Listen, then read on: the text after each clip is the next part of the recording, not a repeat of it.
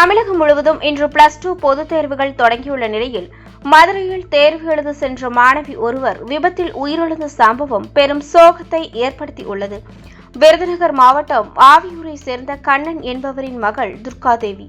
17 வயதான இவர் மதுரை தெப்பக்குளம் பகுதியில் உள்ள பள்ளியில் 12ஆம் வகுப்பு பயின்று வந்தார். இன்று பொதுத் தேர்வு தொடங்குவதை முன்னிட்டு ஆவியூரிலிருந்து தனது தந்தையுடன் இருசக்கர வாகனத்தில் மதுரை காமராசர் சாலையில் உள்ள தேர்வு மையத்திற்கு சென்று கொண்டிருந்தார். வளையங்குளம் சாலை அள்ளிக்குளம் பகுதி அருகே அவர்கள் வந்து கொண்டிருந்த போது மதுரையை நோக்கி சென்ற அரசு பேருந்து எதிர்பாராத விதமாக இருசக்கர வாகனத்தின் மீது பயங்கரமாக மோதியது.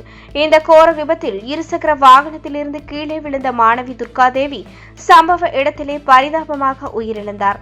கண்களில் கனவுகளுடன் தேர்வு எழுத சென்ற மகள் தந்தையின் கண் முன்னே சடலமான நிகழ்வு அங்கிருந்தவர்களை கலங்க செய்தது.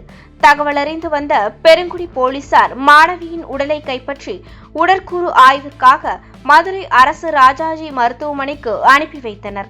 இதுகுறித்து போலீசார் வழக்கு பதிவு செய்து தீவிர விசாரணை மேற்கொண்டு வருகின்றனர். தேர்வு எழுத சென்ற மாணவி உயிரிழந்த சம்பவம் அந்த பகுதியில் பெரும் சோகத்தை ஏற்படுத்தியுள்ளது.